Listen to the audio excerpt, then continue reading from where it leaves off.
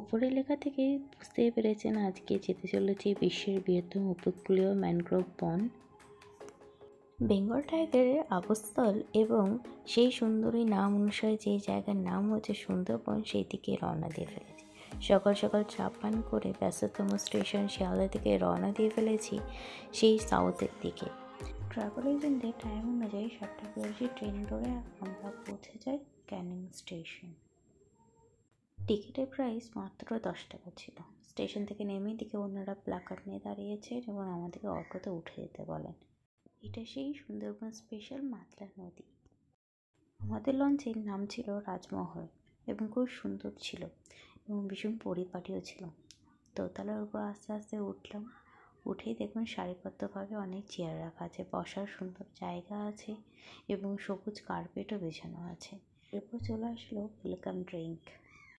লঞ্চের নিচের তলায় খুব সুন্দরভাবে পরিপাটিভাবে সাজানো ছিল। নিচে ছিল 2টো ওয়াশরুম, কিচেন এবং বসার জায়গা এবং বেডও ছিল যেখানে আপনি বিশ্রাম করতে পারবেন এবং এর মধ্যে জানলাও ছিল যেখানে হাওয়াও খুব সুন্দর হাওয়া বইছিল।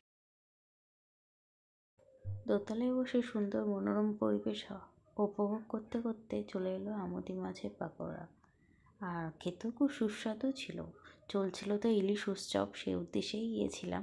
3 মাস যাবতীয় চলে এটা। সুন্দরবনের মানুষের প্রধান জীবিকাই হলো মৎস্য আহরণ। হাজার হাজার জেলে পরিবাররা মাছ, কাঁকড়া এসব ধরে জীবিকা নির্বাহ করে। আর এখানে অনেক রকমের প্রজাতির মাছও পাওয়া যায় এবং সস্তাও খুব কিন্তু।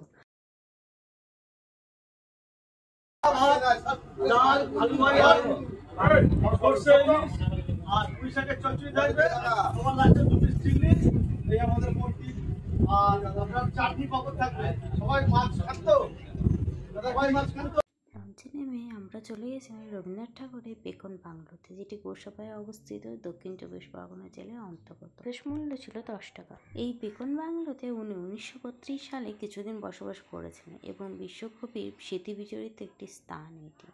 বর্তমানে পর্যটকদের আকর্ষণ করতে সংস্কার করা হয়েছে। তখন বাজছিল দুপুর 2টো। এতটাই জল বেশি ছিল যে পশু পাখি দেখার কোনো সম্ভাবনাই ছিল না।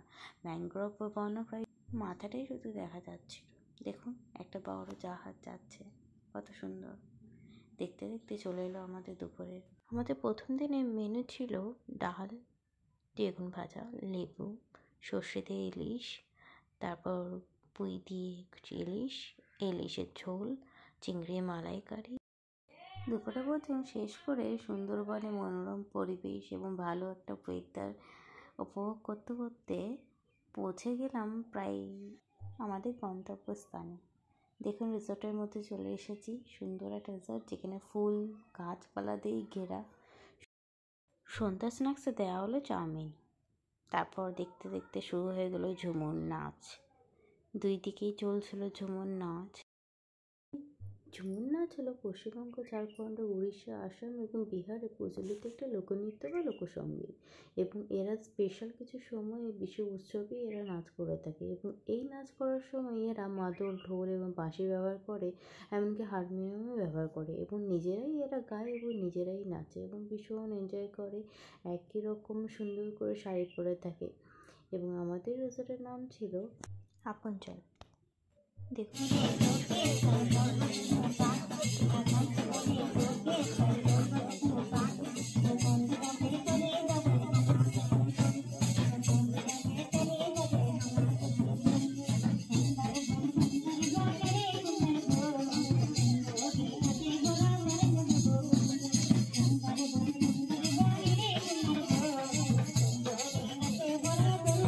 ডে 1 ভিডিও এখানেই শেষ হলো।